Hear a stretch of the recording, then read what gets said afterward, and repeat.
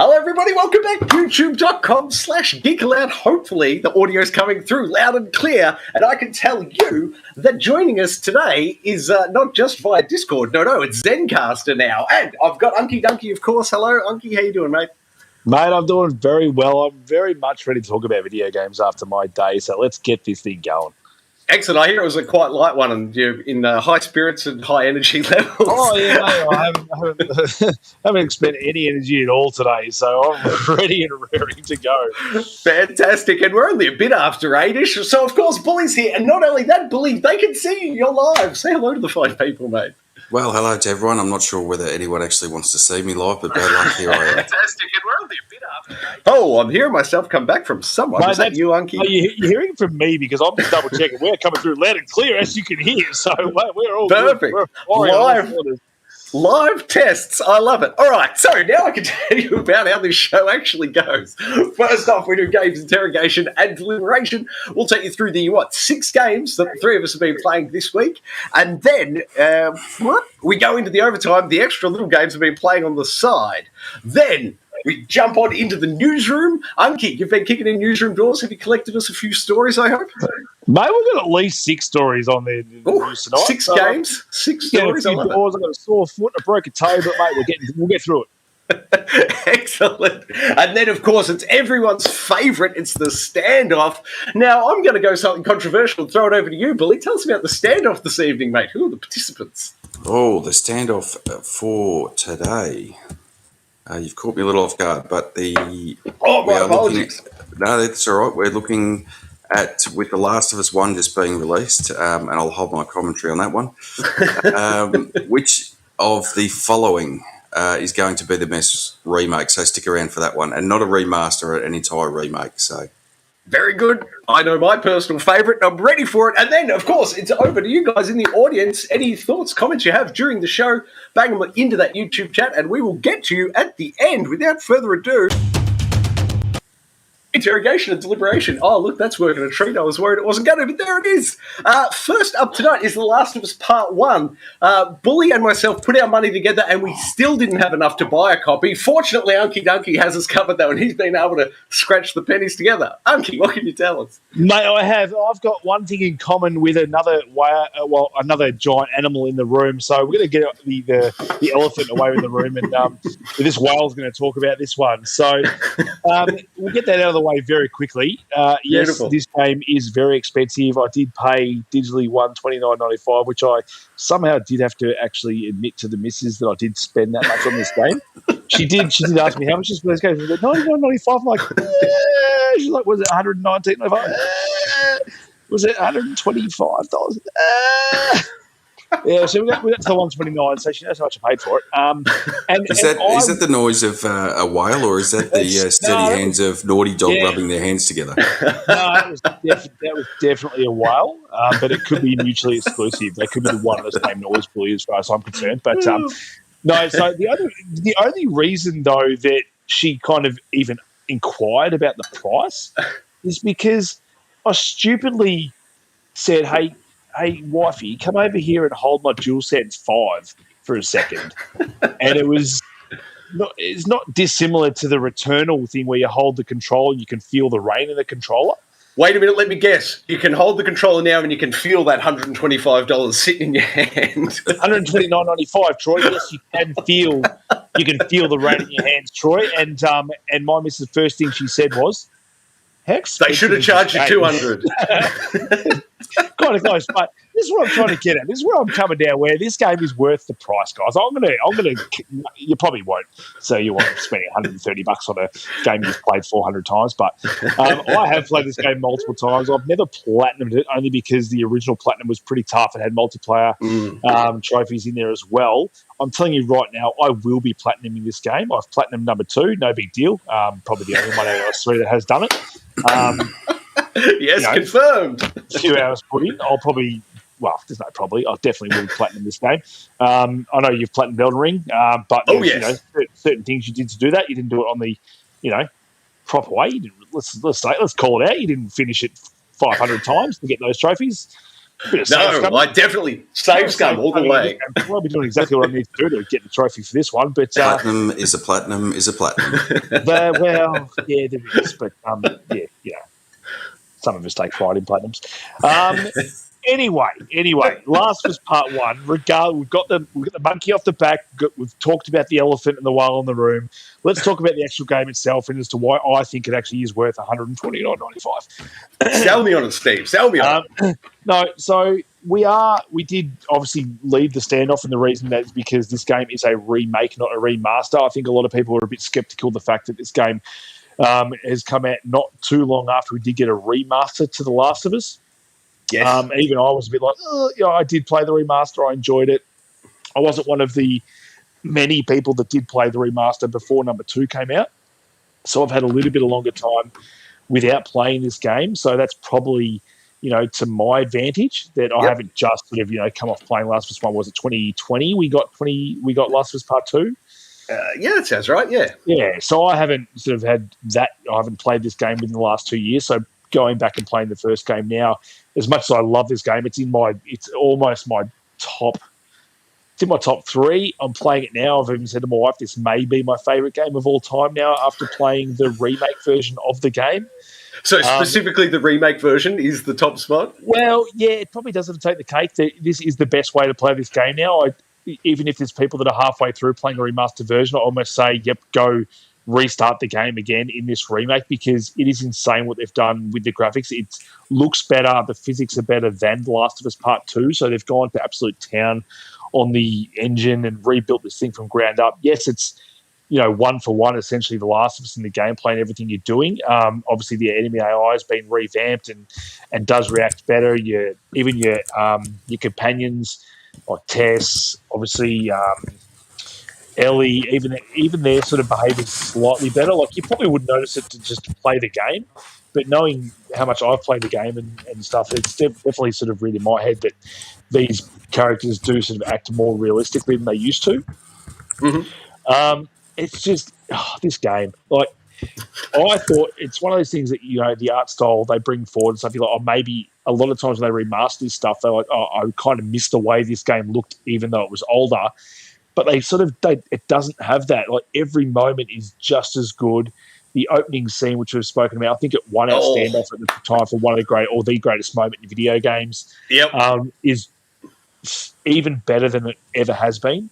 It's always affected me. I thought playing this game for probably the 5th time, I thought it wouldn't hit at all like it has, but it still hit the same, if not more than what it has, just with the emotion they're getting out of the characters' facial animations and eyes, and all the cutscenes are now done in-game engine as opposed to being a separate cutscene. So the characters you're seeing in the cutscenes are the characters you're playing as in the games, and it just creates such a better sort of synchronicity between both that it's just you're never taken out of the experience at all. Can I ask you, Steve? Sorry, just one niggling question: is it 120 hertz supported? I know your monitor can do it. Do they back you up? You can. I did flirt with it. I checked because it does have an unlocked frame rate. It doesn't say it does 120 hertz, but you can unlock the frame rate if you've got your PlayStation 5 and a TV to do so. I didn't notice too much of a difference, to be honest. I've got it set to the 1440p 60 frames per second mode, and on my TV, this thing just absolutely sings in that mode. Yep. I could almost say this is the best looking game I've played on my console and TV. Wow, big call, man. Have you, just to jump in there, Unkie, I've heard a bit of commentary around a 40 frame per second at the 4K. Have you tried that out? I have tried that, and again, yes, it does look slightly crisper, but you do sacrifice a fair bit in that frame rate. The 40 frame rate is better than the 30, but knocking it back from that 60 is still a massive hit. And for me, the graphical fidelity in 60 frames is so much better than what you get in that 440 frames per second mode. And sorry, can you just remind me, did the remake that was 2018, whatever remake, the last remake of this game, did that hit 60 frames a second, or was that just 4K? Yeah, so the remaster did hit 60 frames per second. So that was one of the big bonuses of playing that game. So I have actually played this game in 60 frames per second, but with the new graphics, it's like playing a whole new game. Like you could argue that the game's not that old. It didn't need a remake like your Resident Evil 2, etc. They got the full remake compared to the old game, but playing this game the way it is now, like this is the definitive version to play the game. And I think you're going to get a whole new audience with the HBO show coming out next year, which we got our first look at the trailer and all that. And it's looking really good as well. You're going to get a whole new audience coming in.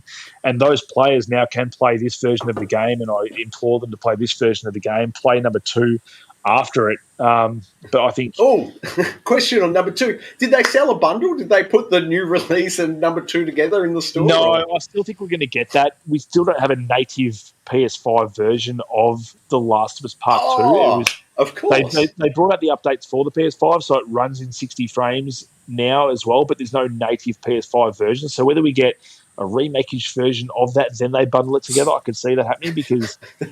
Another $129 release next year? Yeah, it probably will be, let's be honest. This guy will probably pay for it. No, it's crazy. I've watched a few videos. There's Digital Foundry's done a few things on it as well. This game definitely does look better than The Last of Us Part 2, and they've done their work on it. Like I could have seen this being a cash grab, which, yeah, you could argue it's a lot of money to pay for a game that is essentially a remake, but they have done a lot of work on this game, and it's not until you sort of pick it up and play it and see those things. You see Joel at the workbench, you know, working on his guns. You hear the 3D audio, not only through your speakers, but I was speaking to Bully earlier before the show started about hearing it through the 3D audio Pulse headset for PlayStation 5. The sound quality is just absolutely insane on this thing, and you know, for a single player campaign only, we're obviously not getting any faction stuff in this as well. Yes. Yep. Good length campaign as well. I'm playing it on normal at the moment. Good thing there is no trophies tied to difficulty levels, which is great. Yep.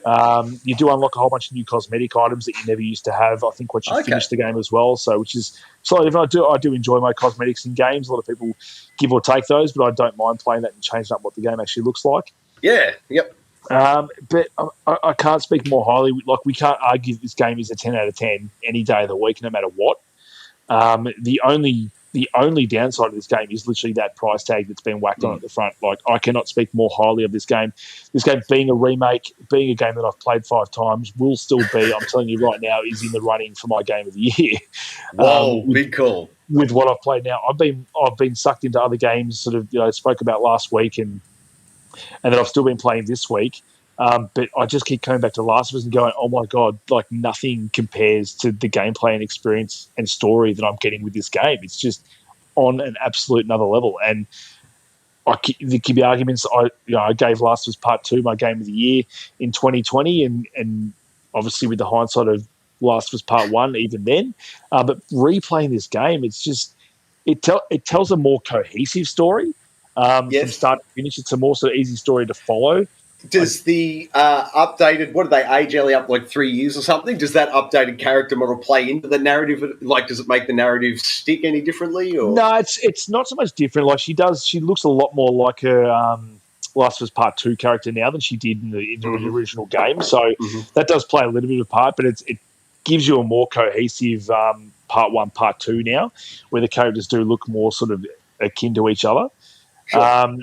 And in that she probably does feel a bit older. I'm not sure. It's been a while since I've played the remastered version, but I've just hit the part in the campaign where you do switch to Ellie, and there is a vast difference between her movement compared to Joel's. I would just like to compare that original remastered version of Ellie compared to her Last of Us Part 2 version. So they do... Seeing if they control similar now, or they've made her control more similarly to Last of Us Part 2, because she's definitely more nimble and wily than Joel is. So that's the only thing I'm not too sure, having not played the original in so long.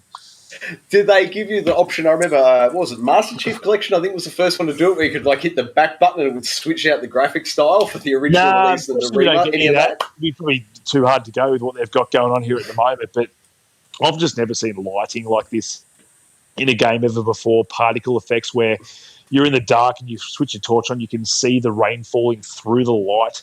You've just got like tiny particles that are only there in the light. I remember one of the tunnel scenes, which used to just be sort of muddy and brown, is just like poured through with like dark and light now, just to absolute perfection. You've got rain that's like falling. You can like zoom in on Joel's shirt. You can see the rain pooling and dripping through the crevices in his shirt.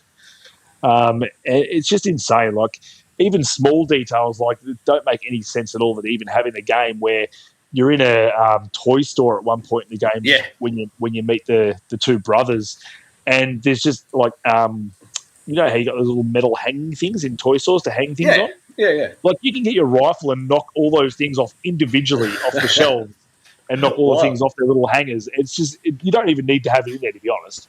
But there's just added physics and stuff. It's just insane attention to detail. And I've been finding myself poking around rooms and looking at photos of people inside houses. And they've added a lot of assets that a lot of people probably just, blaze past. But something like me who's played this game so long, just in that world, just spending so much time in it, I'm just like enjoying just those smaller details now. And it's just, this is a 10 out of 10 game.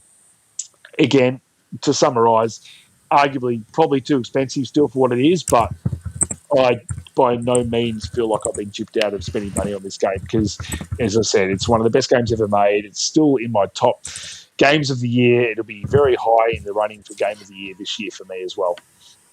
Wow, mate. And is there any save file transfer type options? No save file transfers. I think being a full new SKU, the trophies are slightly different to the original game, so there's sort of obviously none of that and trophy transfer and stuff like that. So disappointing, yes, but also the same token, great being able to play the game from the start to the very finish without having to worry about any of that stuff. It's just enjoying the experience from go to woe.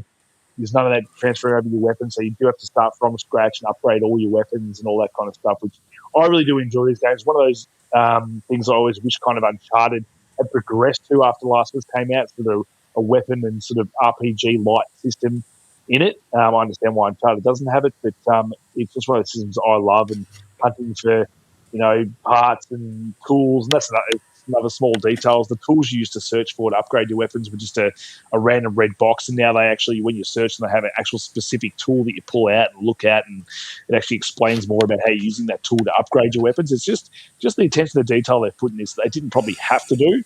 Probably still could have sold it at the same price, but the stuff they've gone to in this game at the moment, I've just been absolutely in awe of. Is there any, with the upgraded visuals and everything, it's very compelling. Does it slow your gameplay down at all? Like, do you spend more time looking around, the world? Yeah, I sort of alluded to it. Yeah, for me, and for somebody who's played for so long, I've got the time to do that because I know what's coming. So I'm kind of spending time and just sort of basking in the ambience of how glorious this game looks in every sort of particular. So I'm spending longer in any area that you could just blast through normally, but I'm just blown away by sort of these areas that I've known so well. And a lot of these games, you could argue that, that's how I remembered it when I played it the first time anyway. This has gone even beyond that, where you're playing this going like, no, this is definitely better looking than I remember it, which is where I sort of draw the line and go, okay, they've done something special here, because I'm used to playing games that look better and going, yep, it looks good, but this is kind of how I remembered it. But this just blows that away. Yeah, awesome, man. Fully, I don't have any other questions, mate. Have you got any for him?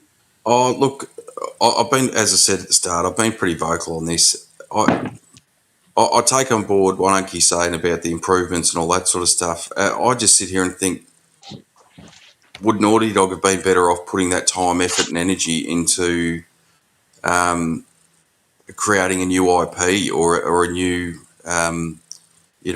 maybe not, we're not ready for a part 3 yet, but we certainly haven't had an Uncharted for a while, and they haven't had any new IP in a significant period of time. I'm just sort of sitting here thinking, for all these improvements and the great graphical stuff, and they're quite clearly a very talented studio, as to whether they could have actually, spent that time and energy developing something new for us rather than sort of rehashing, something that's in effect a 9-year-old remake, and then a year or two before that it was released on the PS3. That's sort of my biggest wish, I guess, going forward is what could have been if they had spent the time doing something else.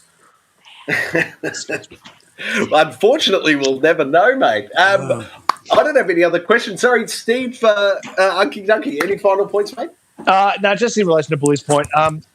Sorry, mate. I can see the whole, why do they do it? I know there was another studio that was working on this for a while before Naughty Dog took it over, so I'm not sure how much work Naughty Dog actually had to do on it.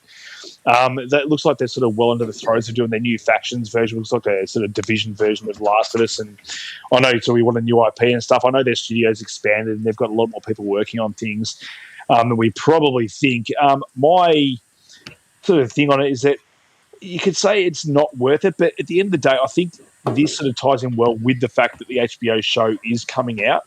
And I think if you can sort of bring parity between Last of Us Part 2 and Last of Us Part 1 more so, then they're going to get a lot more sales out of number 2 if they can make Last of Us 1 and that sort of blend that sort of distance between what they look like earlier now. So if the show comes out early 2023, people that love that show can go straight out, play Last of Us 1, Part 2, back to back.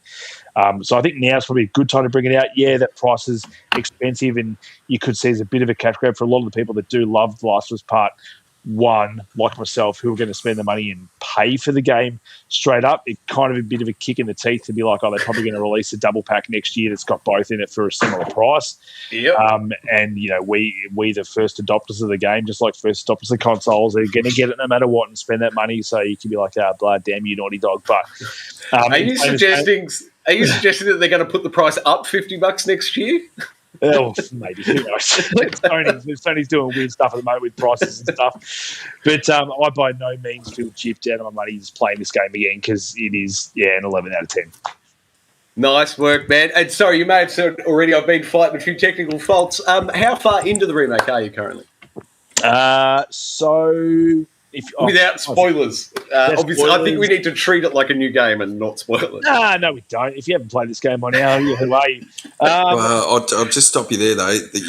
I think that's the issue, though, is that you're trying to remake the game to sell it to people who are new to the PS5 and maybe hooked on the TV show when it comes out next year. Yeah. That if that's what their aim is, which is my understanding, is that's more their aim is to try and capture that new audience, you're probably going to find a lot of people haven't played it. Nah, that's true. So I won't say spoilers too much, but I'm at the point now where I am playing as Ellie. Okay. And I've sort of done her first part now. So that's probably, 3/4 of the way through?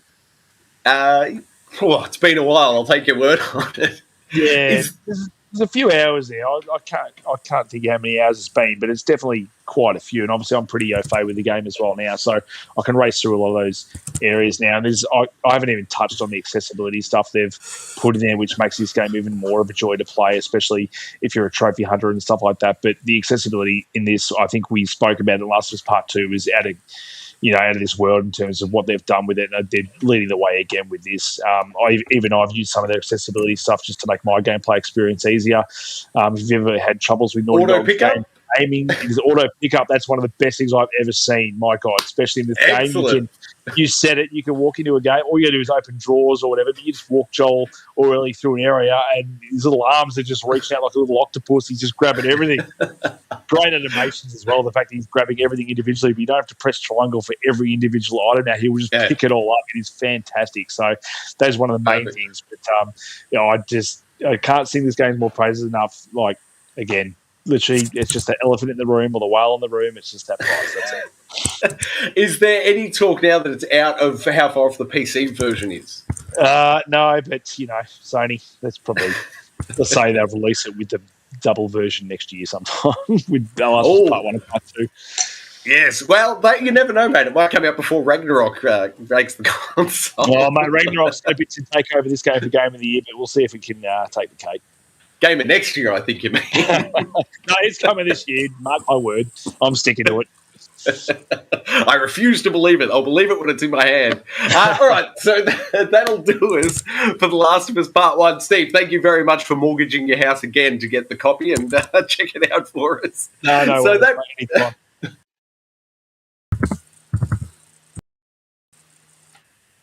okay, we're back now, and they can hear us. My apologies, everybody. Total technical faults here as I'm trying to upgrade the studio to work better. But you should be able to hear us now. Sorry about that. Battlefield 2042. Sorry, Billy. No, I was just saying all the bugs and stuff on it was fairly well panned at launch last year. Didn't have any issues with that when we were playing. Didn't have any dropouts or pop-ins or crashes or anything like that. So whatever they've done over the last sort of 8 or 9 months seems to have worked pretty well. The visual style, it's a fairly good-looking game for what it is. I don't think it's quite up to the standard of Call of Duty, but having said that, it's not unpretty to look at. You could probably talk a bit more about the actual gameplay side and element of things, Troy. I just found it very I haven't played a Battlefield game in a long time. I just found it extremely hectic, which I know will suit some players and be right up their alley. But I just sort of found with 128 players in the game at any one time, you were sort of technical faults. Whoa! You almost couldn't. Walk around the map and sort of get your bearings and work out what was going on before you're getting lit up by someone from miles away that you couldn't see. So that was sort of my only gripe. But I imagine if you put a bit more time into it, work out what you're doing, you'd get over those issues pretty quickly. You would indeed. I find the particularly hard thing to do, I reckon, with Battlefield is jump straight from playing Call of Duty into Battlefield, because it is a completely different mindset you need. It's very much Battlefield is you've got to be very conservative, stick to the cover and really watch out for the campers that you love so much, Bully. So, yeah, it is punishing if you are a bit more adventurous, but it just feels more realistic, it makes you play it a bit more conservative, but I always have the longer life in there as it's such a penalty for dying. You've got to traverse back across the map to get back into the action, unless you can spawn on someone, of course. But I'm really enjoying it. And as for the Season 2 stuff, they've added a new couple of maps and they've cleaned up a lot of it, and I'm not seeing any of the bugs and the issues that were at launch. So I think the game's in a lot better state now, and most of the retail shops here are getting rid of the game for $5. So I think if you can pick up the game for $5, it's absolutely a good price and a good time to get into it. So 2 big thumbs up from me on that one. Now, we'll jump to the next game, but bear with me because I'm going to have the same audio issue.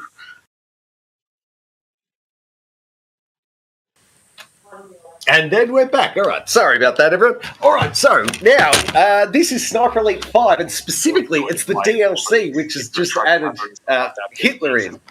I think we spoke about it last time. Am I hearing, audio coming back in from somewhere? If someone's got a monitor sorry, John. I was just checking to see when we lost audio. It looked like it was just right at the end of The Last of Us Part 2. Oh, yes. Very good. Thank you for checking, mate. Sorry about that. Yes, so the Sniper Elite 5, it's the same great game. Those levels are very long and complicated. I think I put an hour into playing this level. Is that about how long you spend on levels? Unkie Dunkie, I think you're roughly the series. An hour and a half, I think, for a lot of levels if you spend a fair bit of time in them. It's the really noticeable thing about this DLC is, though, the change of environments. They've sort of packed almost 3 biomes into one map now, which is very rewarding. So I'm enjoying it a lot. If you enjoyed the Sniper Elite 5, the DLC, in my opinion, it's great. The bigger maps, obviously, they put Hitler in. I think, Bully, did you say there's a theme with Hitler when he comes into Sniper Elite? Yeah, so he's been, and I stand to be corrected, but I'm pretty sure he's been in DLC for every one of the Sniper Elite games. I noticed in that footage you've got up on the screen that you gave him the old headshot, Troy. Yes. Can I just give a point out to anyone that hasn't ever played one? Shoot him a bit below the belt. And if you've heard any of the stories, rumour, innuendo, etc., it plays out in the DLC, but I'll leave it at that. All right, I'm going to have to go hunting for it this week. Unkie, did you have any thoughts on the odd Sniper Elite 5, mate? No, I haven't played it for a while. I do enjoy my stealth shooter games, and I've been, Is this meant to be a stealth game? Well, if you play it like an actual gamer, then yeah, you probably should. I'll just run around with the machine gun, getting everyone real quick. Oh God, Jesus Christ! Enough said. Move on. Very good. Now, before we move on into the overtime, fellas, do we feel like doubling back and quickly hitting the games that we missed audio-wise, or should we just push forward? Push forward, because I think we missed most of Battlefield, all of Destroy All Humans and stuff, and I can't be bothered talking about it again. Fair enough. That then.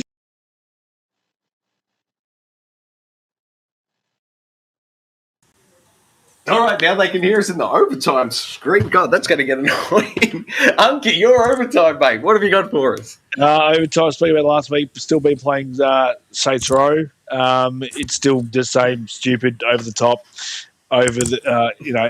action role-playing, open world, stupid shooter. I've said stupid a couple of times. Maybe you can see what I'm getting at.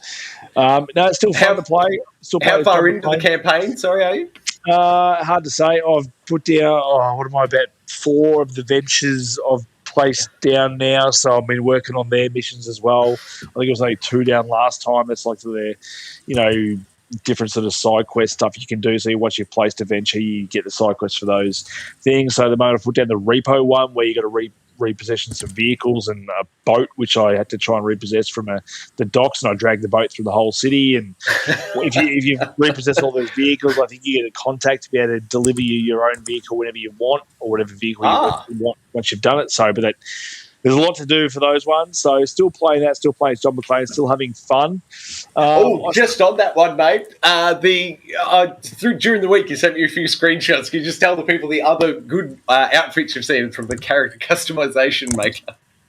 Oh, God, I've got to remember which ones they were now. I had... the first one I could tell you was the mask. Someone fully did Jim Carrey from the mask and, the yellow suit, the big green face. It was fantastic. Sorry, mate. The mask is a really good one. Whoever's created that one's done a very good job with it. It's very high on the character creation thing. So if you go in there, it's not too hard to find. What else? What else do we have? We had... there was Woody from Toy Story, I think. Woody in Toy Story's there. You got John Wick. You got The Rock there. You got Hitman as well. Very well recreated, but such a good character creator there. So if you're into your cosmetics and you like your character creators, and you want to role play as these characters, there's a lot to choose from. Let's just say that. So for me, my favourite, I still go back. Even though I'm a Nathan Drake fan and I really like to play that character in a game, for whatever reason, John McClane's just hitting right in this game, and I can't go past him as my boss character, especially as the voice is. It's not one for one, but it's very similar to a John McClane voice that I've got going for him. So he's a bit older than the other constituents that you're hanging around with, but I like to think that I'm the boss. So I'd be a little bit older, even if it is like 30, 40 years. No, it's perfect, mate. I can confirm. After you told me about how to bring him in last week, I've gone back and played as John McClane as well, and I think 2 big thumbs up. It is the way to be played. Die Hard 6, everyone. You heard it here first.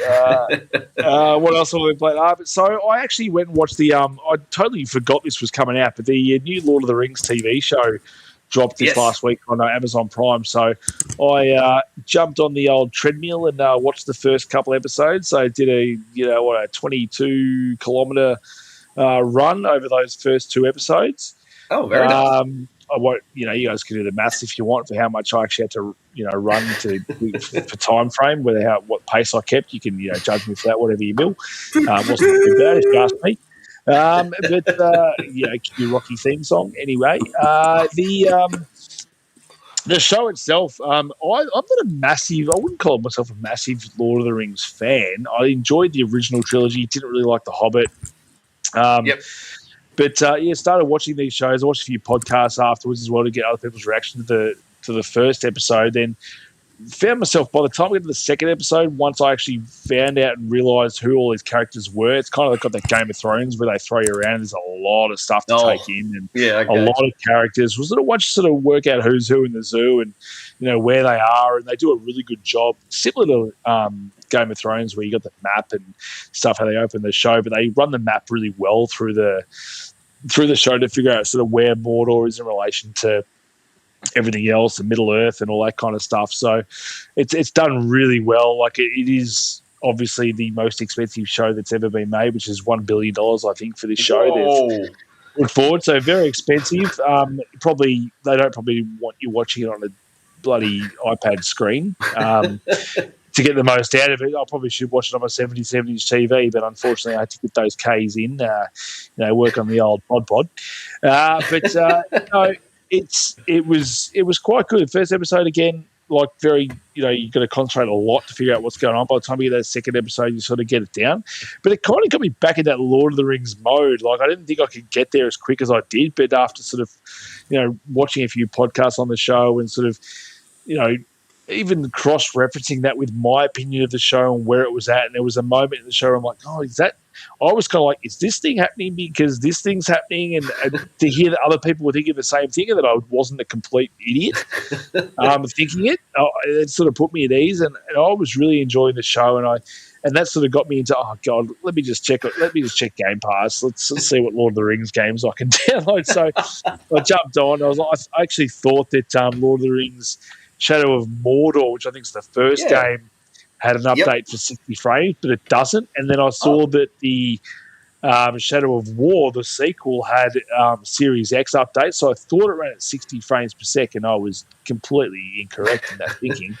It does run. It's got 4K modes and equality modes for the Xbox Series X.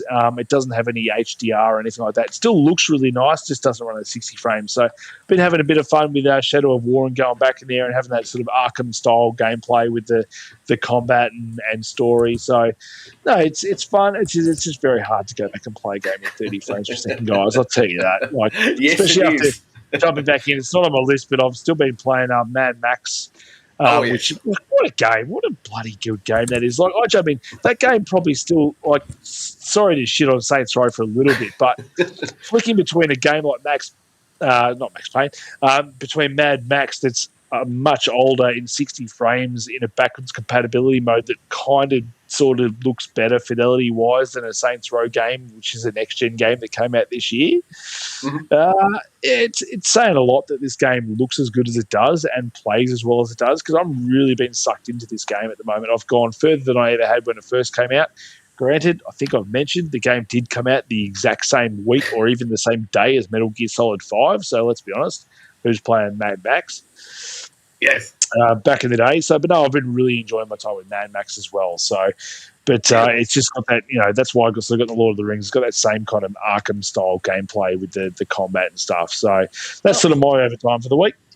Perfect. On my side, I've picked back up Star Wars Jedi Fallen Order, and it's all through the xCloud. I've just been getting my early morning, getting up before the rest of the house does, and then quietly playing on the couch, but not turning on the big monitor to wake everyone up. So that's been xCloud. It's just a phenomenal service. And Star Wars Jedi Fallen Order has been, 5 years, I think, since that originally came out. And I'd forgotten how good it was, and that gameplay is top-notch. It still holds up beautifully today. Nothing I'd change about it. I absolutely love it. And then, of course, I've been playing a lot of Roller Dome. I think I'm 2 challenges off unlocking the final tier. And I don't know, Unkie, have you unlocked that final tier, mate? Is the grand final by itself in that bottom slot? Or is there another 4 events down there? Troy, speaking of course I've unlocked it.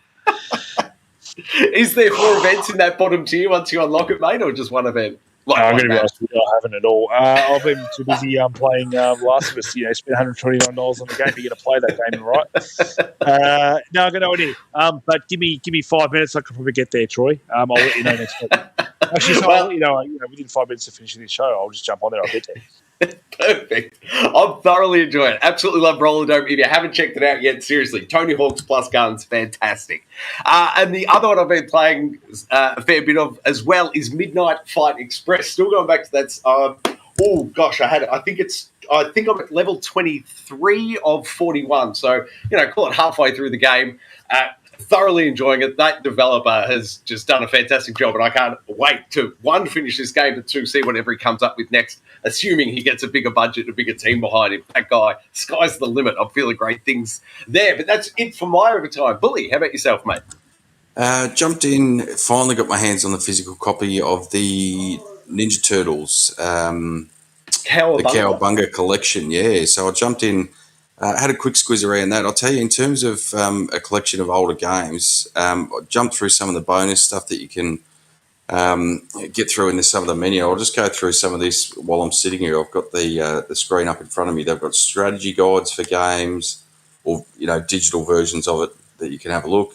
They've got the boxes and manuals for all of the games that are included. They've got magazine ads, catalogs and media kits, comic book covers and all this sort of stuff. So that what's packed into it is absolutely phenomenal. Most of the games, there's quite a few of the games that are multiplayer, like your Turtles arcade game and that sort of stuff.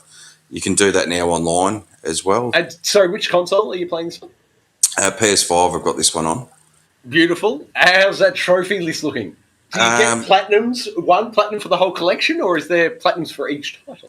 I haven't popped the trophy yet, so it hasn't given me the whole list, but looking through most of it, it looks like it's just finishing each of the games, and then there's a few challenges within. It's got a couple of the Turtles tournament fighters in there, so there's a couple of trophies for doing different things in that. One for the arcade stick, possibly? Well, it's funny you mentioned that before because I put an hour or so into the original Turtles arcade game from '89, and as fun as it was using the old DualSense, I just couldn't help but wonder how good it would be sitting there with your arcade stick and the memories that it bring back from that. One thing I had forgotten with that game, it is brutally difficult, and yes, in hindsight, you sort of go, well, it was designed for people to pump money into it, so of course it's going to be very difficult. It's designed for Unkie Dunkie. The bonus with it is that every time you hit start on the DualSense, it's like adding more coins into the machine. So if you start rolling low on lives, you just start topping yourself up. We've got no coins left, Willie. I bought last of it. No coins for you. But from what I've seen of it, it's got, just having a quick squiz, so it's got the arcade game, as I said to you before, it's got 3 of the Game Boy games, it's got NES games, it's got SNES games and Mega Drive games, so I think there's 13 all up in total. Right. And some of them sort of cross over a little bit, like you've got the tournament fighters on the Mega Drive or the Genesis, depending on where you're from, and also the tournament fighters on the SNES. They're slightly different graphically, but, you sort of get a bit of crossover there, so it's not that you've got 13 separate Turtles games. There is that bit of a crossover, but certainly I think I picked it up for about $60, the physical copy. I'm not sure what the digital version is, but probably 70 or 80. I'd say, well, if you're a fan of Turtles or of a bit of nostalgia for those older games, I'd certainly say it's worth a pick up.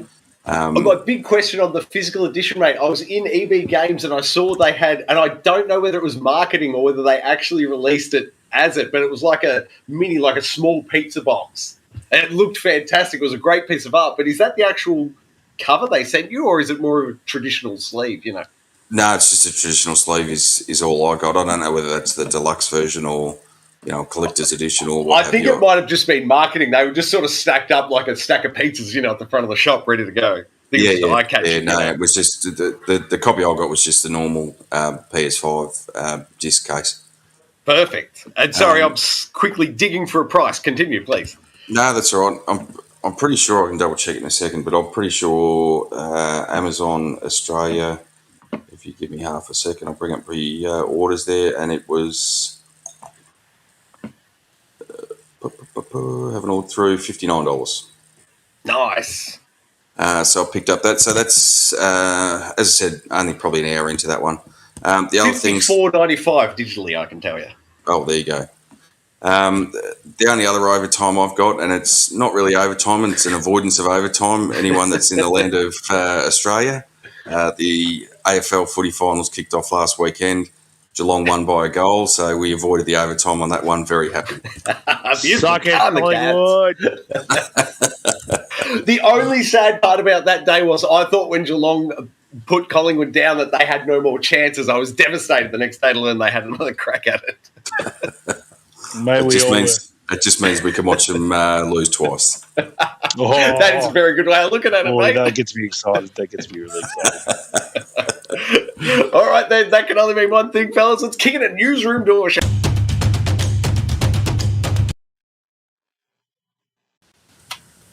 Sorry, fellas, it's fixed. News, Halo, delays. Steve? Halo, delays. What else is new? I think this was supposed to come in August. I think was the most recent update. We're supposed to have Forge that open in August, but it's now coming out November. There's no split screen co-op happening anymore at all. Again, just on that one though, there is a walkthrough on YouTube of the way you can hack it in. It's there and under the hood, and there's you've got to be very fastest finger firsty. But if you join a fire team at a specific point, you can actually unlock it. Sorry, mate. If you're that way inclined, but in our current environment, COVID happened, and who plays games on a couch next to someone these days, Troy? No one does. No one. Like, as long as our online works, as long as the Forge works, they give us good maps. I don't really care. No one really cares. So there'll be a bit of a beat up about it, I suppose. You're right. It's Halo. Nobody cares. Hey, it's better than Vanguard and Battlefield. But anyway, Halo just can't seem to cop any good news as of late.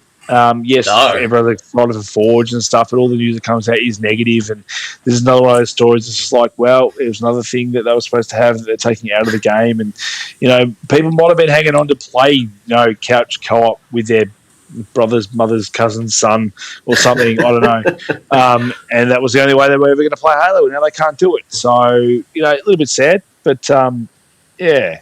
I don't know. How's this for wishful thinking? What if those EU regulators that are holding up a little bit the Activision merger, what if Microsoft offers up for free Halo to the PlayStation 5 community? How about that for an olive branch?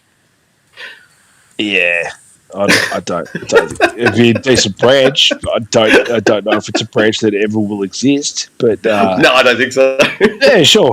Groot, I am Groot, and give him a branch. I don't know. Fuck, I don't know. It's actually funny you mention that because part of them trying to convince the EU to let the merger go through was Microsoft. Once they get Call of Duty, have actually extended the contract with PlayStation to extend it past where we originally thought. For another 2 or 3 years at least. So they have put the olive branch out there. Maybe Halo's part of the next olive branch. Game Pass, come to PlayStation. So I think the other thing, I don't know if it's in this story per se, but I have I've read a lot of news and checked out a lot of podcasts on this as well. That players as well won't be able to play. You can't search for a player. You have to have a friend to play with as well. Campaign co-op as well. You can't just matchmake with someone if you want to play campaign co-op as well. That's also a thing. The maps, I think, that have been provided with the update as well are created within Forge as well. So they're not specifically brand new maps that have been created by 343. They're maps created within Forge. Could be seen as negative, could be seen as a positive in the fact that, if they are good maps, then you go, okay, cool, this is, you can create this style of map within the Forge, like, it is really good. Other token is like, well, why don't we create curated maps that are made by 343 as well? It could be seen as lazy. So it goes both ways. I don't mind it. I think the community will get around it. I think Forge is one of those massive things that in the Halo community that does create a lot of content for a lot of players, and it is where it becomes infinite in relation to obviously not only the Halo Infinite name, but infinite in what people can do with that those creator tools. So it does fit into the name, it fits into the ethos of Halo, and I hope that the community gets around it and does create some really good maps, and people can get their mileage out of Halo, which they've been hoping for since it released. And what was it last year? Now was it Halo last year? Yeah. So. Yeah. You could argue maybe should they have pushed Halo full launch to end of this year and compete with God of War that is coming out this year, Troy, and just pushed it and had it released with all these features. I don't know. I didn't mind their strategy of releasing with that month early multiplayer. I think the multiplayer smashed really early. Yes, it sort of ran dry of content again pretty early, and they didn't get their content out as quick as they wanted to, but in that moment where it did drop early and everyone was enjoying it and everyone did love the campaign when it drops, I think it gets sort of unfairly hated on, just given the fact that a lot of people have sort of run dry of content. But for the players that sort of jumped in early that aren't just diehard Halo, that only will play Halo, I think, they've done pretty well with what they've got and the expectations that were set out for them. Very good. I guess the question then is, Steve, will you be buying Season 3 Battle Pass Day 1 in March next year? The whale I will actually probably say no, I won't be. Oh, big cool. All right, then, story 2. Oh, sorry, Bully, unless you had any additional thoughts for Halo before we jump on. I have nothing to give for Halo. Perfect. Then, Assassin's Creed Mirage has been confirmed for the 8th time. Colin Moriarty confirmed about 8 months ago. No one wanted to talk about it, though. And then there's a reveal coming September 10. Unkie, more details, please? Well, yeah, I mean, all they've really shown is that one screenshot that we've got that you can barely call it a screenshot. It could be like an artist interpretation of the game as well, which is weird. I don't know if we'd heard about Mirage. I don't think I'd heard about Mirage. I heard about Assassin's Creed wasn't called Infinite, was it? I would talk about Halo, but surely that Assassin's Creed Valhalla was the last one. If that's what you're No, looking the Infinite was supposed to be the Infinite, ongoing. that's the live service upcoming one. The Yeah, live service, that's the only one I'd heard about. I hadn't heard about another mainline game in the series yet. But looking at this artwork, I could only sort of surmise that it looks kind of like more old school Assassin's Creed. So I would like to think that this looks like it's going back to, if it's not full Assassin's Creed sort of 1-2 style, but sort of blend between what they've sort of come to with sort of the more recent, Valhalla and stuff, with that full open world RPG, and going back to a more linear style Assassin's Creed game that focuses fully on the stealth, more like a old school Splinter Cell game. Kind of what I think this screenshot or artistry that evokes from it. Like, it looks like a more of an older Assassin's Creed garb that he's wearing, and I don't know. It doesn't say a whole lot, but for me, looking at that, that's just kind of the feeling I get around it. It's very Assassin's Creed 1 to me. Yeah, it is. It sort of doesn't evoke the same feeling as like your Valhallas and stuff. So whether that is going back to sort of more your old school Assassin's Creed 2 style, that actually excites me. If they do sort of create a more sort of smaller, intimate experience than they have in the past, I'm excited to see what we get. It's only a few days away where we will actually get some more information on this, so we'll probably speak about it more next week. But I'm quite excited that there is sort of this other Assassin's Creed project that's sort of, that's hit us that I wasn't expecting.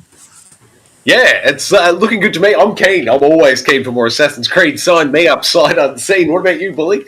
Love Assassin's Creed. I think from the rumours and some of the leaks that I've seen, it's I think there's supposed to be 3 main areas, as to my understanding. It's very, as Unkie said, very tight.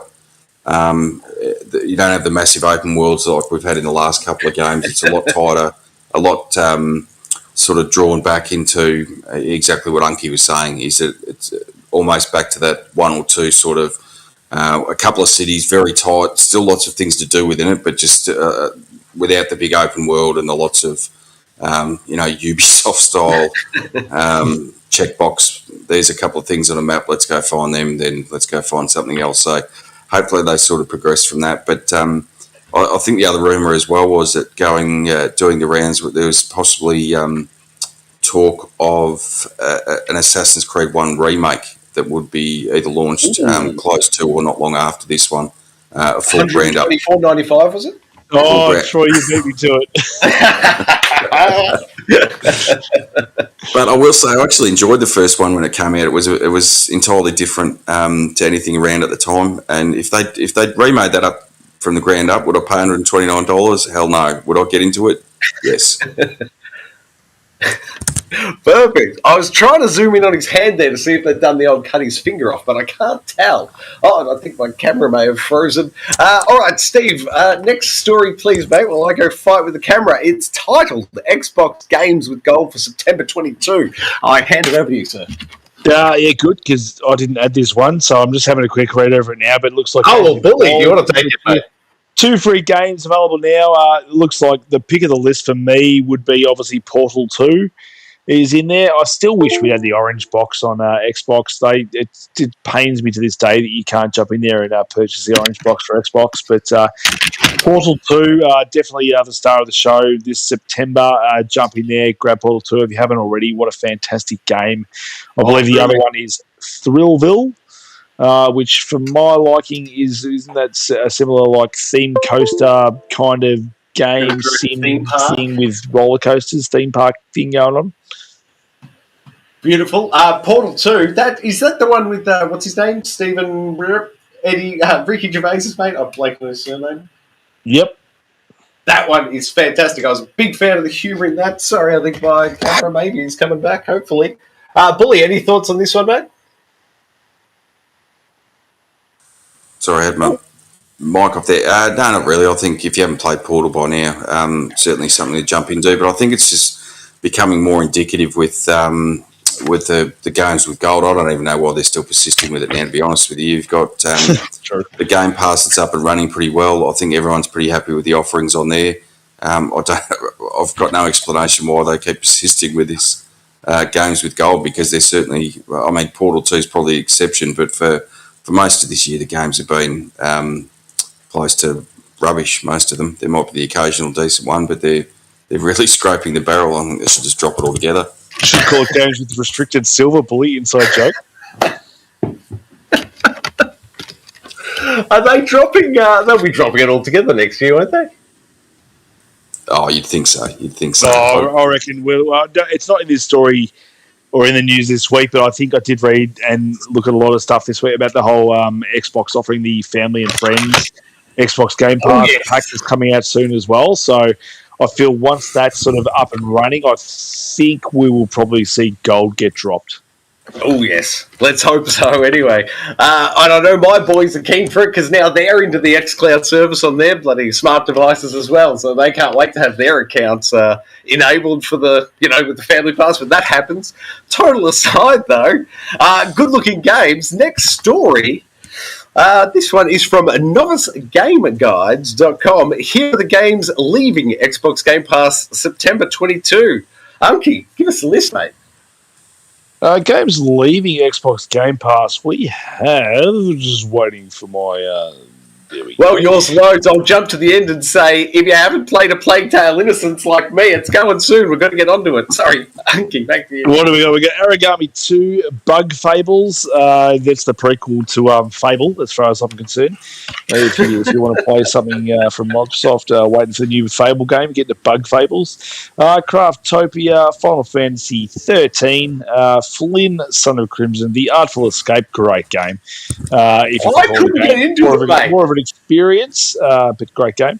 I Am Fish it had issues on Xbox originally. You could actually go past the actual main screen if you hit start. Skatebird, Tony Hawk with a bird, apparently shithouse, don't play it. Lost Worlds, the sequel to Found Worlds, not bad. Mighty Goose, that's pretty cool. Actually, I don't know what that is, but it's not a Untitled Goose game, I can tell you that. If it's anything like Mighty Mouse, he'd be all right. And Plague Tale Innocence, as Troy alluded to, absolute fantastic game. Sequel comes out, I think, next month. If not next month, the month after. But looking, you've got 8 days to play it. 8 days to play Plague Tale Innocence. Get on it. Great game. Sequel coming out very, very soon. But that is the ones leaving Xbox Game Pass in September 2022. Is that changing anything for your upcoming gaming schedule, Bully? Is there anything there you got to jump on quick, or? No, I don't think so. I was probably pretty happy. I got through a Plague Tale a couple of months ago, but otherwise, fairly slim offerings, I would have thought. Fair enough. All right, story 4 this evening. IGN brings us State of Decay 3 is being made in the Unreal Engine 5. My gosh, most games are these days, it seems. And Gears of War developers are assisting. Unkie, what are the details on this one? Oh, mate, it's looking good. I am a huge State of Decay fan. I remember, I don't know if we can talk about it here, but I got a US account just to get the first State of Decay back in the day when Australia couldn't get it. Mm-hmm. This is years ago now, and finally got myself a copy of that. Then they did, obviously, I don't even know what the word is, authorise it in Australia or get it classified in Australia. We could get it, so it wasn't too long after that I got an Australian copy of the first game and then loved the second one. And the fact that number 3's been on Unreal Engine, I can't wait for this. We saw the trailer for this years ago now, and it looked really cool. We've only ever got CGI trailers of it, and the fact that Coalition, Gears of War are now moving on to this, with Gears of War being one of the best-looking games still, even Gears of War 5, still one of the best-looking games you can play on your Xbox Series X. The fact that they're now working with the guys to sort of work on this game, I'm really excited. I don't think we'll see it for a while. I don't think we'll see it probably end of 2023, but it's obviously a zombie survival RPG game, and if it's going to look even better and it's going to be done on Unreal Engine 5 and Coalition are helping out with it, I'm excited. And I believe State of Decay 2, the Ultimate Edition, whatever's in Game Pass right now. So if you haven't gone hands-on, that is available at no additional cost, assuming you're already a subscriber. Bully, any thoughts on State of Decay 3? No, not really. I think Unkie covered it pretty well. I didn't really get into the first two, so probably coming in blind on that one. Very good. All right, last story for this evening. Cyberpunk 2077 calling the patch, I think, is called Phantom Liberty. Oh, first expansion, excuse me. And they have officially, with the patch that just came out, killed or ended the live support for PlayStation 4 or Xbox One. If you're still on the last gen, there'll be no additional updates coming your way. Unkie, have I missed anything? No, not really. They had like a sort of show last night that I was keen on only because I thought they were going to announce a new game plus, which I was so keen for. All the rumors going around and the stuff they'd shown looked like it was going to be a new game plus added with the patch 1.6. With the anime, I think it's releasing next week. I think on the 13th. I'm going to say without actually checking my facts and dates, but.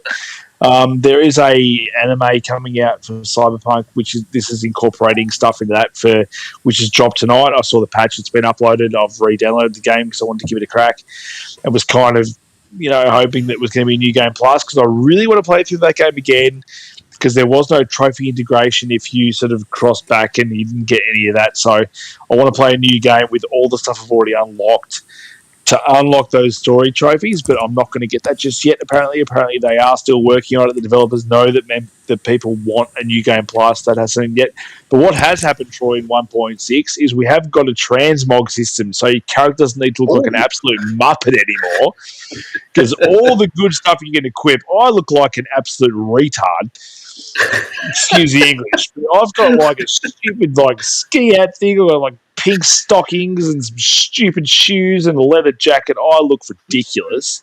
I love making the character look stupid again. There's nothing I can do about it. So they've introduced a new transmog system, so obviously you can make character look the way you want them to look with the equipment you've got, and keep their stats. So I'm very happy about that. I'll be jumping back in just to have more of a crack at that and jumping into all the side quests that I haven't finished, you may have missed the key bit here, Steve. You can even get the update on your Stadia copy, mate.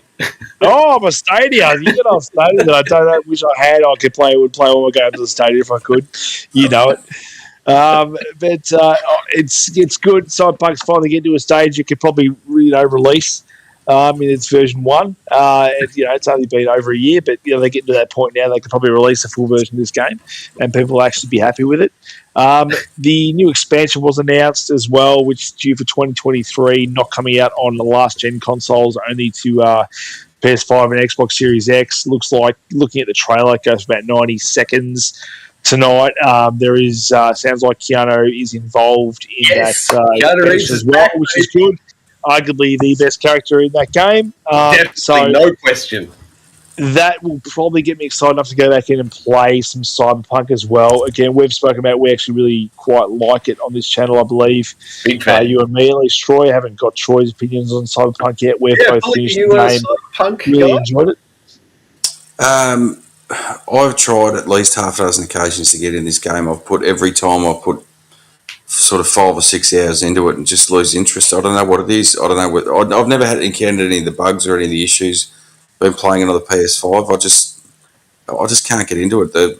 It's probably the setting doesn't really do it for me so much. But I think that with the DLC that they've announced, the initial indications that it was going to be along the same sort of size as Blood and Wine for The Witcher 3. If anyone's played that, it's quite a sizable expansion there. So if that's any indication of what you're likely to get coming up, there'll be a fair bit of extra stuff in there. Crazy. Now, I've got a bit of a weird theory for you guys. Just bear with me as I ask. Now, do you both recall that, what's his name? Keanu Reeves' character, Silverhand? I can't recall his full name off the top of my head. Johnny Silverhand, of course. Now, he has one fake limb, right? He does. Yeah. The Phantom Limb? Is this meant to be pulling on Metal Gear Solid's Phantom Limb, do you think? Is there an illusion? I'll go up and say there's some pretty good character creations in the old Saints Row if you want to play as Johnny, because a lot of people have created Keanu Reeves as either John Wick or him. So just to go back to previous conversations, it's got nothing to do with your saying, Troy, at all. You can play as him as in Saints Row. So, yeah, there's that bit of tidbit for you. Bully, do you suspect there'll be any Kojima action? Not that he'll be directly involved, but do you think the story they're going for, the title, is it a nod to Metal Gear Solid 5? Are they going to try to go the espionage route, do you think? Oh, I don't know, but that would be a coup. Maybe that would get me involved if somehow they got Kojima in to write some of the story for them somehow. Well, haven't they said they're working on an unannounced small project? Maybe it's the DLC for Cyberpunk. Never know. Fingers crossed. All right, that brings us to the new releases this week. Once again from Game Informer. Thank you to them. Oh, Unkie Dunkie, I know you've played the first one off the bat here, mate. Biomutant is coming to the PlayStation 5 and Xbox Series X and S. Oh, I have. It's apparently a free upgrade as well if you own the original game, which I do. I actually own a hard copy, Bully. You'd be impressed with that one. I own a hard copy of this game. To my pain, because I have to get up to actually put it in my bloody console. But it's pretty to look at. Yeah, no, it is. And I'm not sure what the update does itself. Like, I actually didn't mind this game. Like, you got pretty middling reviews. Obviously, Game Informer, you can see they gave it 6.5. That's probably where I'd put it, maybe 6.5, 7 for a job of game. So I'm not sure what the update actually provides in terms of fidelity and all that kind of stuff, because I think it already ran at 60 frames per second. Could be wrong. Feel free to fact check me, chat. I don't care. If that's the case, I might jump back in. I do have it. It's a free upgrade. I've already got the disc. I just have to, walk the 4 meters to my console to put the disc in the drive. We'll see if I can manage to do that. Very good. I can't bring it up quick enough on my phone, but I believe it's the trial at least is included in the PlayStation Plus Deluxe tier, what have you. So definitely a trial I think will be available, but might even be the full game. I'm not 100% positive. Game 2 this... Oh, sorry. Wait, Bill, did you play Biomutant, mate? Oh, we've lost Bully, or is it just me? No, sorry. I was trying to check the audio on the channel as well, so I've muted myself. Look, put a bit of time in it. I'm probably the same as Unkie. It's probably a fair score. It's got a little bit going on, but nothing that really you haven't seen anywhere else, and probably doesn't do it better than anywhere else. So it's one of those ones that you probably put about 10 or 15 hours into it, just moved on. Does the main character lean on Rocket Raccoon, or is that just how the cover makes him look? No, it's close. Yeah. All right, next up is Temtem, coming to PlayStation 5, Xbox Series XX, Switch, and PC. Is anybody tempted by this one? I've looked at this one, and by all accounts, if you like Pokemon, then you're going to love this game. Like, a lot of before the show started, I looked up a lot of YouTube reviews on the old Temtem or Pokemon, and it's getting reasonable reviews, and there are a lot of people in the chat are very positive on this game, and looking at a lot of the artwork and stuff like that as well. It does sort of like that sort of anime kind of style as well, which I don't mind in video games. Don't think I'm going to have a crack at it. Maybe if it was Game Pass, I'd have a look. There's some pricing. I think it was $54.95 for a standard, maybe a 70 something odd for a collector's-y kind of edition. And again, looks like the feedback's pretty good on it. I'm not sure if it's got a Metacritic score. I'll actually check that now, unless anyone else got anything else to say. Bully, any interest in you in the old 1010, mate? Not off the bat, but if you're trying to sell it to me as a Pokemon-style clone, I may well be interested. It's a bit weeby. I think you're in. I'm just going to call it. All right, then the next up, while Unkie's hunting for that one, is the Tomorrow Children Phoenix Edition, PlayStation 5, PlayStation 4. I know absolutely nothing about this one. Does anybody have anything? No, I played the Yesterday Children, the prequel. It was not good. Not good. I think this was a 2016-ish release, if I remember correctly, about the same time that quickly went free to play, and got the show. There wasn't a lot of interest when it went free to play, so they shut down the servers. It's basically a relaunch of that game, 5 or 6 years down the track. So, like a phoenix rising from the ashes, you might think. Well, you might suggest that. I don't know anything about the gameplay, to be honest with you. I never played it when it came out. I just know that it's a re-release of an old game. Maybe it's worth $129. Who knows? I've yet to come across a game that is. Then we have. I'll jump in. I've just Metacritic scored that. I can't find Temtem, but what I did find was Indiana Jones and the Temple of Doom. They got 57 on Metacritic. Nice. Yeah. All right, next up is Jack Move on PC. We don't really cover the PC here, so I'll keep moving. Steel Rising, PlayStation 5, Xbox Series XS, PC, September 8th. Is anyone looking to rise their steel in a few days? No. I reckon my wife's some reviews on that one. It's supposed to be a Dark Souls-ish type offering set in the 16 or 1700s, maybe dystopian version of France. Okay. Is what I've read on it. Don't know a whole lot more than that, but I reckon it's probably worth a bit of a look at when it's released and see how it ends up scoring with the reviewers. It might pique a bit of interest after that. Yeah, well, hearing it's a Dark Souls one, if it's available free somewhere, I'll be all about it. Still Rising, I think ACG, Angry Centaur Gaming, great reviewer on YouTube. He's just reviewed it on there if you want to check it out. He's usually pretty good reviews if you want to check him out. Was it a positive review, sorry? I'm trying to look now. He usually gives it a buy, wait, sale, or never touch again. I cannot see from the end of his video there what he's actually given in the end. All right, well, you keep hunting there, and then I can say that NBA 2K23 is coming out absolutely everywhere but Stadia on September 9th. I'm not particularly into the basketball games. Bully, are you a basketball gamer?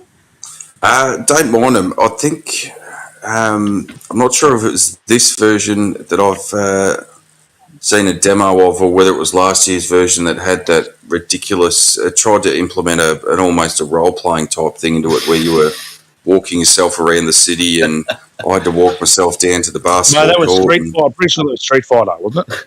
Oh, that's Street Fighter as well. And what are you? Go away. You load these things. I thought this one was supposed to have Michael Jordan on the cover, being 23. That was mine. That's the deluxe version. That's $150-ish. It's the last edition of NBA. Cool. It makes The Last of Us look good, yeah. Yeah. All right, and then finally, September 9th, we'll see Splatoon 3 released on the Switch. I know my boys are super keen for this one. How about you fellas? Loved Splatoon 2. I haven't checked what this is. If we've got sort of a campaign mode, I might be interested as well. But it's that time of the year. There's a lot of shit coming out, and I don't know if Splatoon 3 is going to make the cut this time of the year, unfortunately. You, Bully? I haven't played the first two. Don't have a lot of interest in this one. Although, interestingly, I did see earlier in the week that it's somewhere in the US, I believe it's broken street date. And there is people flogging off, or they put it onto cracked switches, and they're flogging off those copies early as well. So I don't know how that's going to go with the multiplayer aspect, whether you're going to end up getting yourself banned or not, but sucks to be you if you do. I'd say you had it covered. That can only mean one thing. If I can find the button, it's time for the stand-up. Who will fight?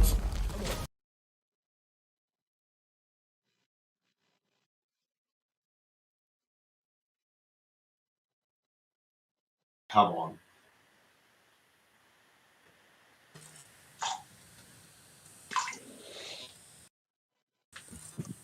All right, Standoff is here. Oh my goodness, I'm going to have to pretty much stand up at this computer and fix it the whole time. All right, so Standoff. Standoff. Unkie, what do you got for us? Who is standing off this week, mate? Right, this week with the last was part 1, and we'll just put in brackets now and destroy humans too. Coming out this week, we ask which one of these is the best remake, not a remaster, in this list. And number 1, we have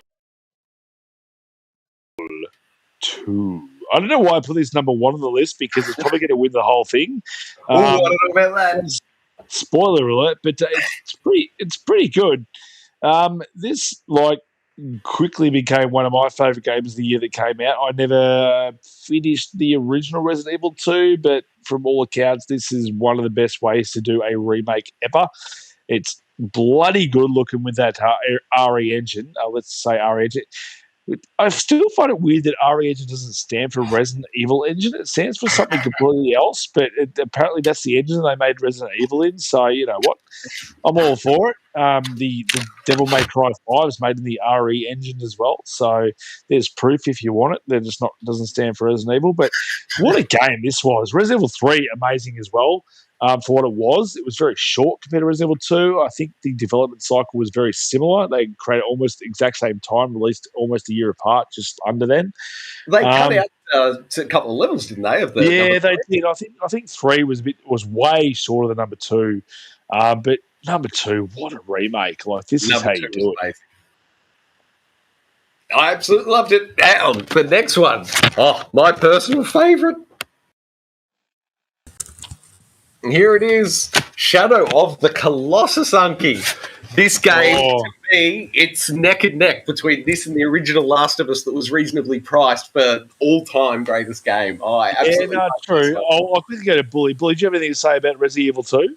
No, absolutely loved it. I played the original multiple times and finished that with both the characters, and then loved the second one as well. I think I've only played it with Leon. I haven't gone back through for the second playthrough on that one yet, but absolutely loved it. And the graphical updates and all the rest of it was fantastic. Maybe I'm misremembering. I didn't find it quite as hard, the remake version. I know the first time I played it on the original, the scarcity of the ammo and stuff almost backed you into a corner sometimes that you almost couldn't progress, and you'd have to even go and find a save file or start again if you mucked it up too badly. But I thought it was awesome. Number 3, as you said as well, Unkie, I thought that was awesome as well, even though it was a bit of a shorter experience. And I can't wait for them to do the number 4 remake as well. Oh, cannot wait for that. I think partly that game probably felt easier because it was more of a contemporary third-person action game as opposed to the tank controls we were used to in those initial games. So it's probably partly where we found it probably easier in terms of gameplay. Perfect. That is a strong showing for Resident Evil 2, fellas. On screen, is Shadow of the Colossus. Am I the only one here that's an absolute diehard fan of it? No, well, that's weird. I never really played. I remember loving Ico, however you want to say it, when it first came out, and played Shadow of the Colossus back in the day. And I reckon I maybe only beat 2 bosses when the game first came out. I'm not sure. I reckon there was something that came out at the same time as it that sort of took my attention away from it. Went back and played the remake that they brought out. I'm pretty sure it had the whole you could switch graphics between the two, just like you could with Halo Collector's Edition. You could flick between the 2 graphic styles. Not sure that remake looks so beautiful. Oh, it did, and that was the thing. Like you could argue remaster remake for the fact that you could switch between the 2 was the fact that you were getting arguably the exact same game, just with a graphical update. But it was such a decent graphical update and good graphical update that you'd be like, okay, this is a complete remaster because it just looked insane. This game, and it just the atmosphere it created with those new graphics, and with Blue Point recreating, obviously went on to create the Dark Souls remake as well, Demon Souls remake, insane. And I probably should go back and finish it. I didn't. I maybe got through maybe the 5th boss. There was a boss in the water or something that I found a little bit difficult and sort of bounced because I couldn't do it. But I do owe it to myself to get back into this because what a beautiful game it is. Such a great game. One of my favourite things about it, there is bugger all menus and bugger all people complaining in it. It's just boss fight, boss fight, boss fight. And I think that's brilliant game design. I absolutely loved it. Bully, have you played through the old Shadow of the Colossus? Sorry, mate. Yeah, I have. I think the 3rd or 4th one. I can't remember the specific one, but you've got to hide basically in this little temple and sort of work your way around it. I got stuck doing that one. Could not for the life of me. I Googled things, I YouTubed things, I did the whole lot. I know the one you're talking about. And I could not for the life of me work out how to get him, and I'd just go, that was the end of it after that. I just gave up. Oh, such a good game. It's worth pushing through. But this will bring us to a one that I still have to push through, but I'm tipping you blokes finished a long time ago. Final Fantasy VII. I'm still yet to roll credits on the old girl. Yeah, Final Fantasy VII, this game, my God. I remember playing the original back in the day. As far as remakes go, this thing probably has taken it further than a lot of them. Had a lot less to work with for what it came up with in terms of, like, you got The Last of Us. Yes, that sort of, it's remade it as amazing as is, but this thing went from a, top-down RPG to a third-person action adventure game, just like that. And the graphical fidelity and gameplay mechanics are so far removed from what that initial game was that this is a full remake in the greatest sense of the word. It's not just a graphical update like you could call Shadow of the Colossus. This game completely changed the way the game plays, and with the sequel coming out, it looks to even expand further on that. This is just that sort of initial part of Final Fantasy VII, and I didn't expect to get into this game as much as I did, and I absolutely fell in love with it. I fell in love with the characters, fell in love with the graphics, fell in love with the story, and it was just such a great experience. I can't wait for the sequel, and this was just such a great game, and I can only imagine what the actual fans of Final Fantasy VII from back in the day get out of this game. And correct me if I'm wrong here, guys, but I believe they've confirmed it will be 3 parts all told. I think they did say that now, yeah. And the best part about that news is it'll still be cheaper than buying The Last of Us Part 1. Absolutely, yep. Anything from your Final Fantasy VII, Bully? Surely it's a big one for you, mate. Oh, 100%, yeah. Went through it, completed it. Absolutely loved it. I think Unkie's covered it fairly well. The graph. I mean, you play the PS5 version. It looks absolutely amazing. The combat, even though they've changed it up, it's still really engaging. It's something a bit new that it's with the Final Fantasy 15. That they sort of went to that more action orientated combat, and they've taken it to another level with this. The only thing, and this is probably reaching on the criticism, is with the original Final Fantasy VII, I found the Midgard section to be, while the story was good, it just dragged on a little bit too long. And it wasn't until you got to the open world that the game really opened up and got really spectacular. And the only chip on it is the entirety of this game is that Midgard section.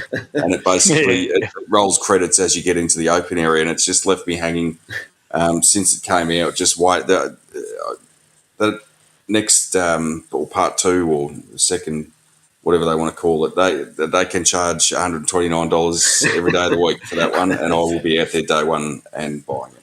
Did you check out the Yuffie DLC for it, mate? No, I haven't yet. I haven't. I've been meaning to get back into it because there's a few trophies and stuff that I was going to sort of try and mop up, but and then sort of do that at the same time. But I just for whatever reason haven't managed to get back into it yet.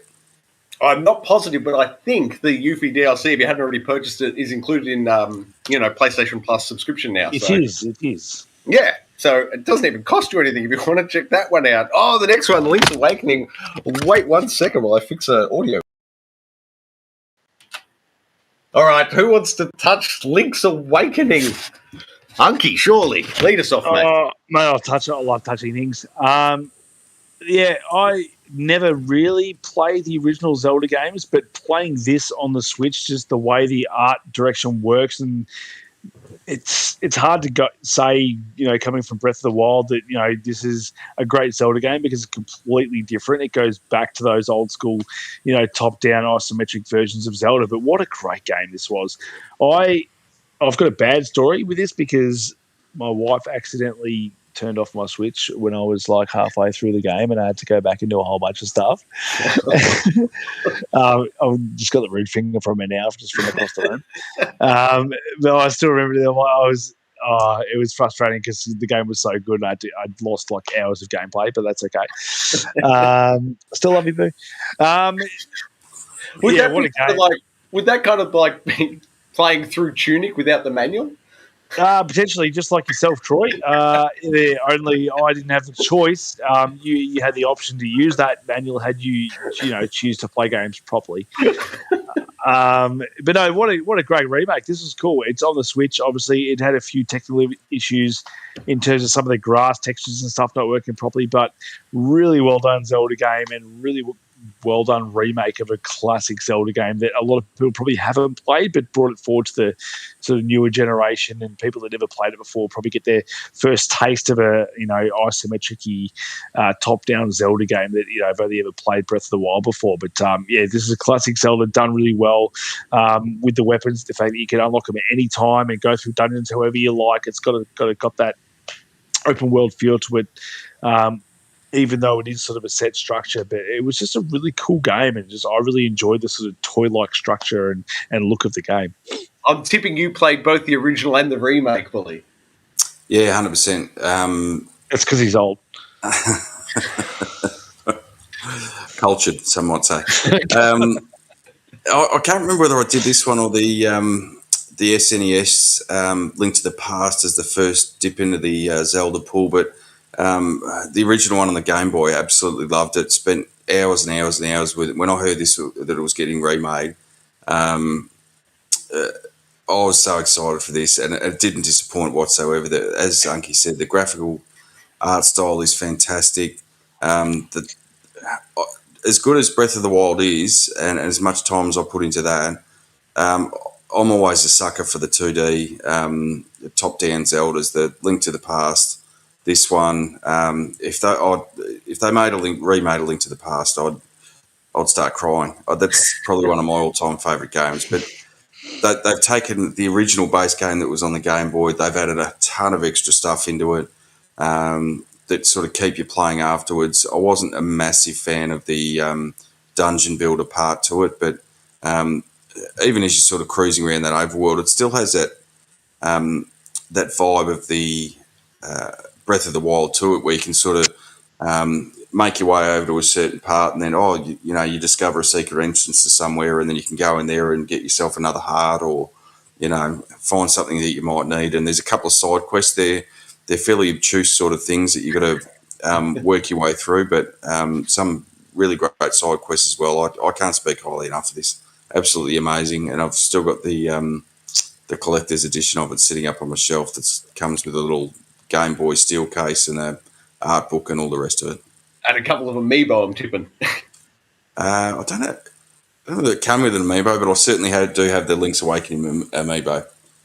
Very nice. Yeah, I think the boys picked him up as well. All right, Resident Evil is next. Bear with me. Unkie, Resident Evil HD. How did you find Resident Evil. So I've got a funny story with this. The first time I actually played Resident Evil in its entirety was this version of the game, and it was literally the year that my son was born. I remember playing with him like in my arms as a baby, sitting on my sofa, and this was literally the game I sat down and played for the first time. And so I got a pretty sort of special memory and experience with this game and really enjoyed it. I remember playing the original back in the day and the graphics, and obviously looking what we've got here, like it's not quite Resident Evil 2 full 3D remaster, but they recreated that whole, like, it's still got the same aesthetics as the original game with the set camera angles and stuff like that, but completely enhanced graphic fidelity and all that. And the gameplay is all there from the original. And I have to say that I absolutely enjoyed this game. I love this game. It was old school Resident Evil at its best. It just looks better. It's even with the tank controls, I really enjoyed my time with it. It's old school puzzle solving. Like, it's not the easiest of games ever, but when you got a 3-week-old baby sitting on your arm, you got time, Troy, and you're quiet there. You can't swear at the puzzles. You can't wake him up. So you're doing your best just to stay quiet and do your best to get through the game. And I got through to the end, and yeah, I had a really good experience with this game. It's a really good remake of an old school game in the fact that they kept everything the way it should be. They didn't deviate from the initial design of the game, again, just like The Last of Us did. There was no need to sort of expand on what they already had being a perfect game in that genre. So I'm glad they stuck with what they had and just sort of enhanced the experience by those greater graphics. But no, I had a great experience with it, and I'm not sure if you guys have played it or finished it, your original. But yeah, the way I experienced it and the way I did, I love this game. Top story, mate. There's no way I can beat it. I certainly played through the original. It was definitely PS1, wasn't it, back in the day? Sure. Yeah. Yeah, I loved it on there. Played it and finished it, but no, I don't think I got more than maybe 2 hours into this remake. Something else was out at the same time. I can't recall what it was, though. How about you, Billy? Resident Evil 1 fan? Fan of the original on the PS1. I think the better version of it was on the GameCube, if I remember correctly. But why was it the better version, sorry? No, sorry, I'm getting confused with number 4, maybe. Anyway, well, that's by the by. The remake of it, to be honest, I sort of got into the remake a couple of years later as they were about to release number 2, and then looking at number 2 and what they'd done and the effort they put into that, and then comparing it back to the remake of 1, I was really disappointed with it, to be honest with you. I know it's fairly faithful to the original, but it just didn't have the improvements that the remake of 2 and 3 and what we're going to see out of 4. It just didn't have any of that. I know there's some quality of life improvements, and I'll stand to be corrected. I'm pretty sure you can switch those tank controls off as well in it. I'm pretty sure you can, mate. Yep. Yeah, so there's a couple of improvements there, but overall, I'll be honest, I was pretty disappointed with it. Yeah, maybe that's why I bounced off it. I honestly don't recall. But Unkie, you certainly sound like the highest fan of that one. I'm tipping I'm the highest fan of this next. Tony Hawk's Pro Skater 1 and 2, the remake. I've dropped hours into this bad boy and absolutely loved it. It's what they call roller drone without guns. That's not a good sales pitch. I got to give it to Tony Hawk's 1 and 2. This is the best remake that actually felt like it should have. Like it was updated perfectly, where it didn't feel like it broke the nostalgia at all. But if you go back and A/B compare them, they certainly did a nice couple of updates. I was a big fan. I finished it.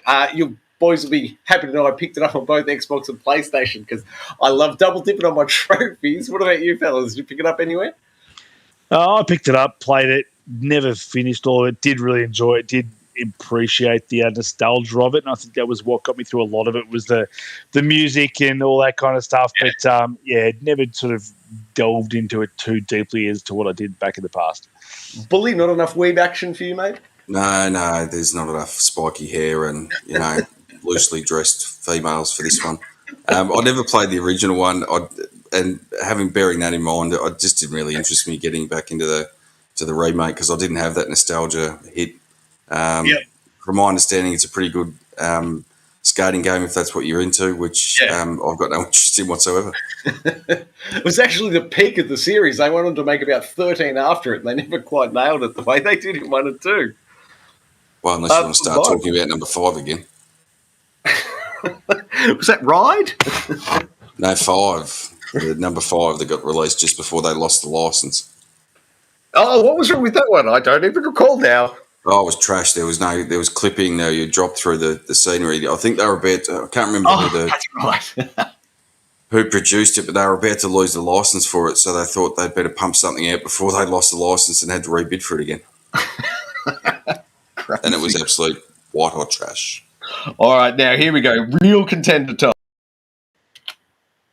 Demon's Souls. Unkie, I know you're a big fan. I think you finished it, haven't you, mate? I'm still trying to battle my way through. Definitely haven't finished it. We did speak about Blue Point Games earlier with the Shadow of the Colossus remake, but this is up there in terms of fidelity and what they've done to an old game that was obviously loved by a fair few gamers, but with the remake and being a PS5 launch title, it definitely hit a lot more people as well. Definitely the game's still as hard as it ever was, so I'm not sure how accessible it is to a lot of players, but it definitely was picked up probably by a lot more people than it would have been back in the day, just due to the fact that it's one of the best looking PS5 games out there and still a very good game on its own merit.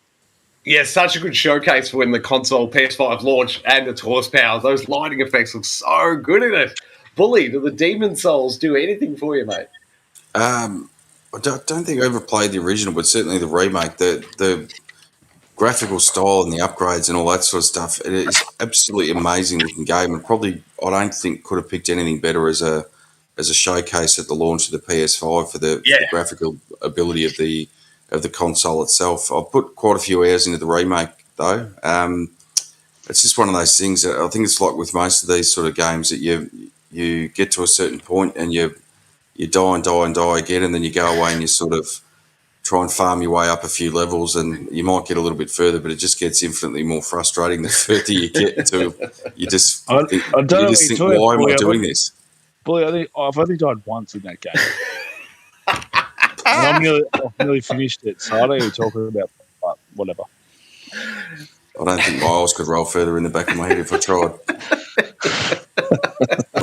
Okay, I died twice. Okay. Perfect. Well, I'm a big fan of Demon Souls, and you boys will have to argue hard to get this one past me. Next up is bang, Mafia Trilogy. Unkie, what do you got for us? Oh, the Definitive Edition. I didn't expect to love this game as much as I did. I played the original back in the day. I love number 2. They got a remaster, but not a remake. First one got a full remake, and it is absolutely glorious. I remember looking back in the day going, how is this thing not ray tracing? Because the reflections coming off the ground were insane. So the gameplay was great. The story was amazing. It gets me excited. I think we spoke, I might have even been last week, the fact that we announced a new Mafia game in development as well. And just playing this game gets me excited for the new one, because the developers of this game just know what they're doing when it comes to the Mafia series, and the graphical fidelity is already there, and this remake is up there for me. Yes, it's certainly a good remake. Always a big fan of the Mafia stories myself. What about you, Bully? Well, it's funny enough, as I think we discussed a couple of weeks ago.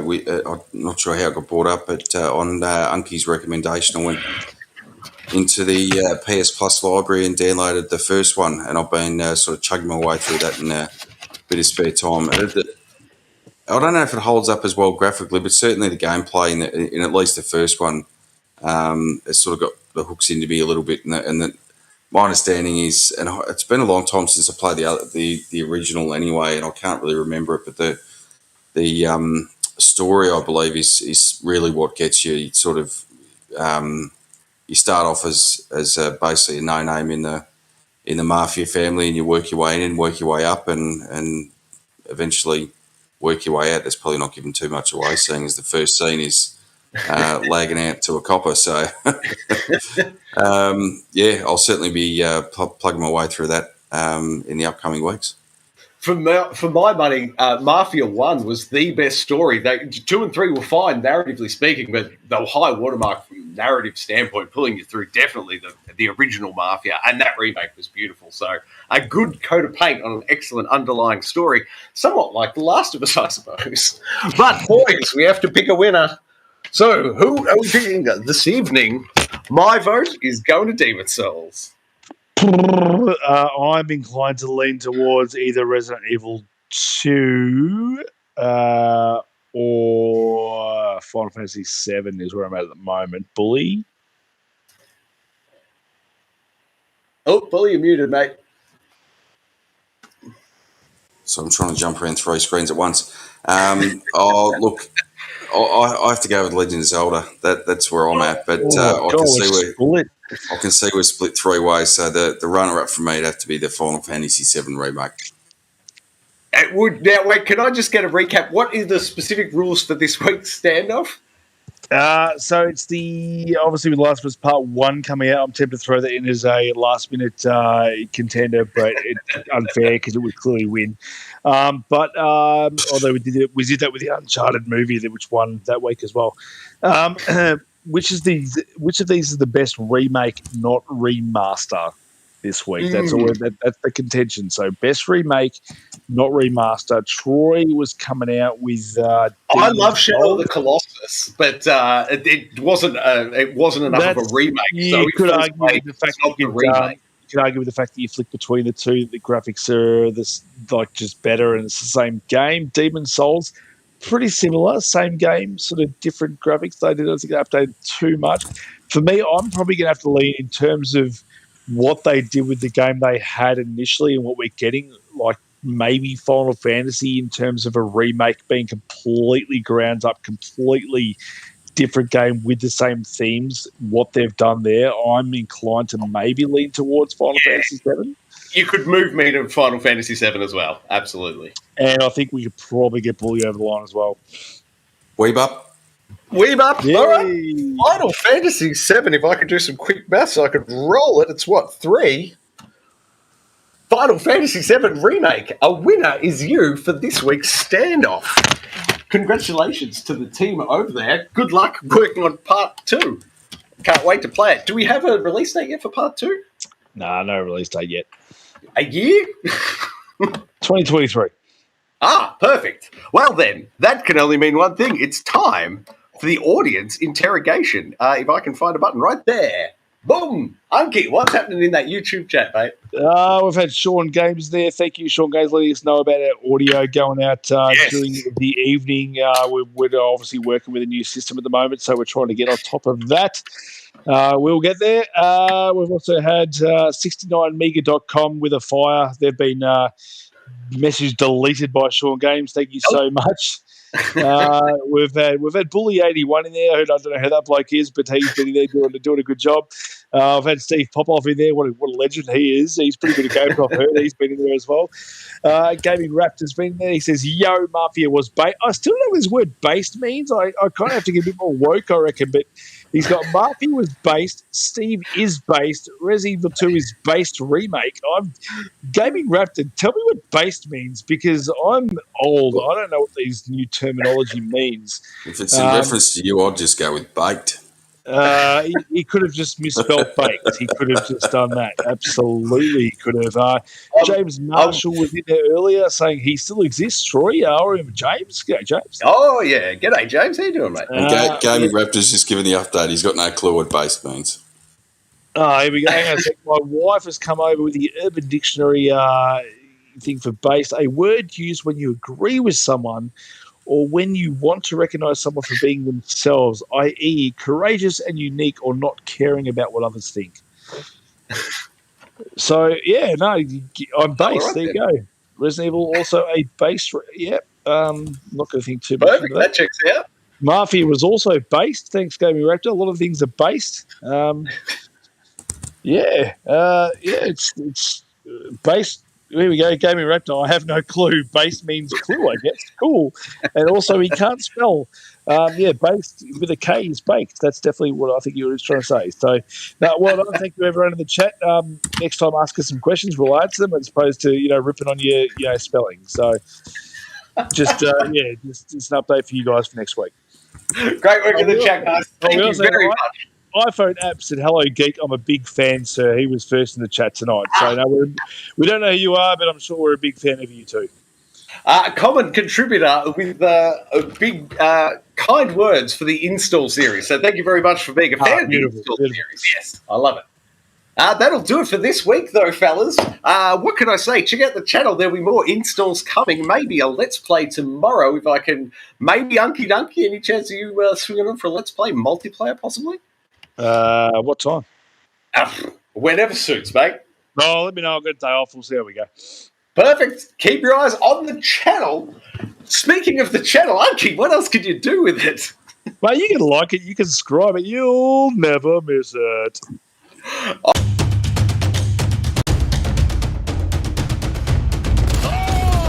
that was luck. Hey, that's something.